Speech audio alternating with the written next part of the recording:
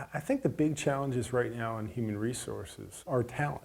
Attract the people who are out there who would look at SAS and say, that's the type of company I want to work for. A company where I can push the edge of the technology envelope and have a life outside of work. Because after 9/11, that's a model that I think rings true for a lot of workers. They want more than just money. They want significance.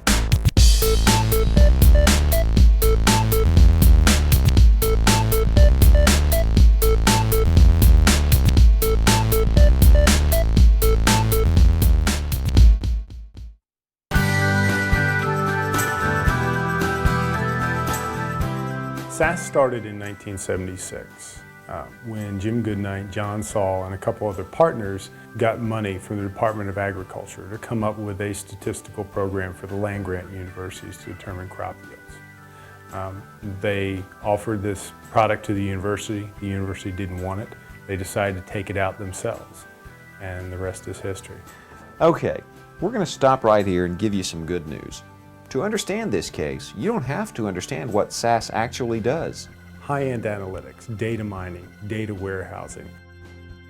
Just know this, they're the largest privately held software company in the world.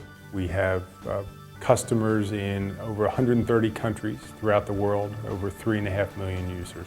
And although they make a lot of money, it is their employees that are really treated like gold. In fact, while other companies have been downsizing over the last couple of years, SAS has been out hiring. Last year, SAS had 93,000 applicants for about 500 open jobs. There's a lot of people looking for work, but if you look at the demographics, what the Bureau of Labor Statistics says is there's going to be a 10 million employee shortfall within the next 5 to 7 years. Jeff's job is to put the best people into every position and to maximize their performance through stimulating environment and key incentives, all while meeting the company objectives. Jeff has always used every recruitment tool possible, like the internet, to find the best prospects. But these days, the problem isn't just finding enough quality people, it's sifting them out of an overwhelming number of applicants. We can put a job out there for 2 days and get 200 quality applicants. How do you go through all those folks and make sure that you're really hiring the best and the brightest for the job? Usually we can screen it down pretty well, but then we leave it up to the individual hiring manager. Usually the hiring manager will make sure all the team members interview that person to make sure they're the right fit. Do they have the technical skills? Are they really going to participate and work in a team dynamic? Or is this person just a lone ranger who wants to do their own thing? Those folks don't work here.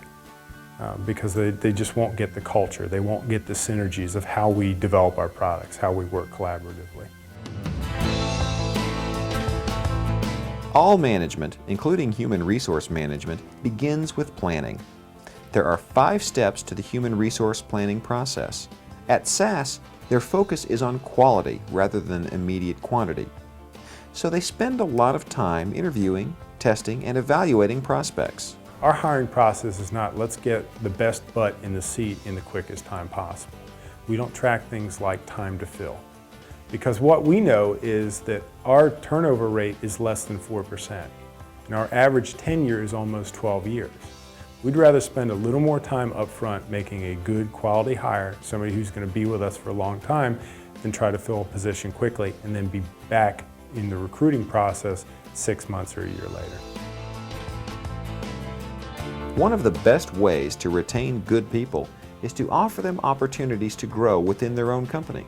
And they move down the hall rather than down the street. That way we retain their experience, their intellectual prowess, and we can always call on them to find out what they did back in the other job. Some jobs will go directly outside because we know that we don't have the folks in-house who can do a job. For example, if I'm trying to fill a lawyer job, I know who all the lawyers are here. And unless somebody's gone to law school and we don't know it, chances are we wouldn't, we'd just go outside for that.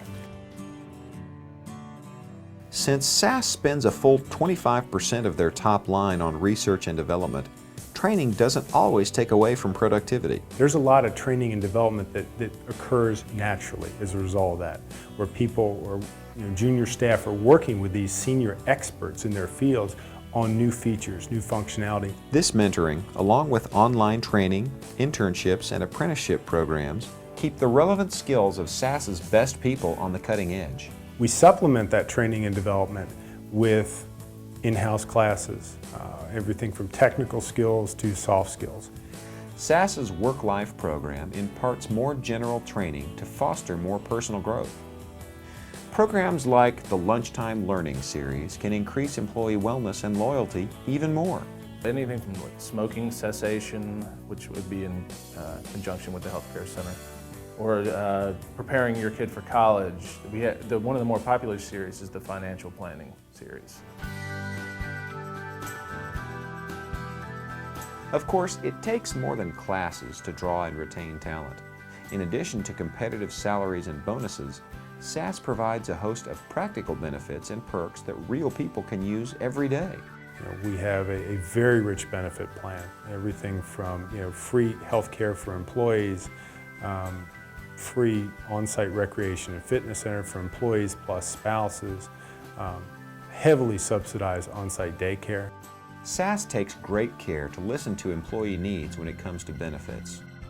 We've got a growing number of employees who are saying, wait a minute, what about retiree medical? And we found a way we can do it in a cost-effective manner, which will provide them the coverage that they need and want, and we can do it in a responsible fiscal way. Why wouldn't we do it? Another benefit offered by SAS is creative and flexible scheduling, which allows employees to have a full life away from the job. Telecommuting, or working from home via the internet or phone. Job sharing, where work is passed from one employee to another, and new concepts like flex time make this possible. If you have to take off at 3 o'clock because your child has a soccer game, we let you do that because we trust that you're either going to get done what you had to get done beforehand, you're going to work an alternate schedule, so you're going to make up the time if you're a non-exempt employee, or you're going to hand it off to a coworker who's going to do it for you, or maybe you'll log on from home at night to get things done.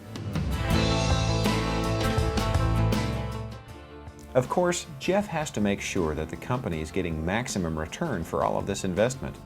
Performance evaluation is so important that Jeff recently scrapped the existing system and started from scratch. There was a focus on the annual dreaded form and checking off the boxes rather than a meaningful discussion about what somebody does well and what they don't do well and what they need to improve.